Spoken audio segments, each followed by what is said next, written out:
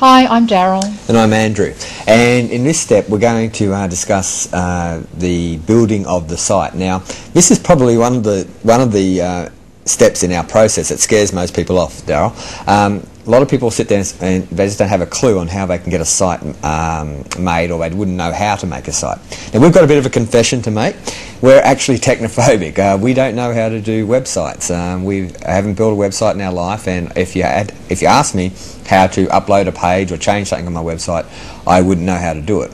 Now that kind of surprises people because we have a multi-million-dollar internet business, and hopefully that's reassuring if you don't know how to build a website either.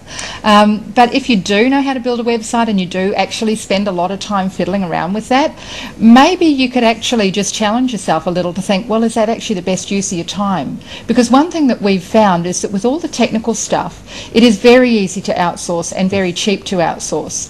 The things that are much harder to outsource or much more expensive are things like the marketing. So we find that it's a far better use of our time to spend it on improving our marketing message. We will always get far more return on time invested spending an hour on the marketing than spending an hour fiddling around with technical things.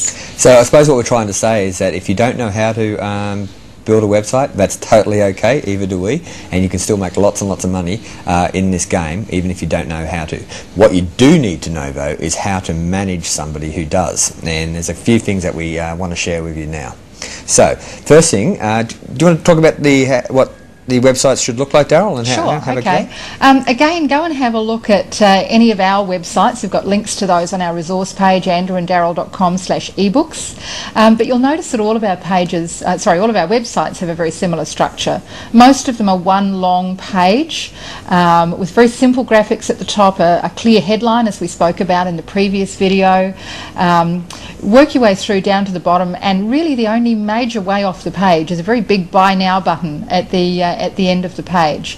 We hook the page up to ClickBank for processing the funds, because we find that ClickBank is one of the simplest and easiest ways to collect credit card details. You don't need to mess around with having a merchant account and all the rest of it. ClickBank simply drop money into your account every 2 weeks and make it really easy. Some other people ask us all the time, you know, what about other payment processes and so on? And if you've got other payment processes and they work for you, that's fine. But ClickBank's what's worked for us, and they are very reliable and just seem to be able to do the job without any fuss or hassle. So the key is really keep it simple.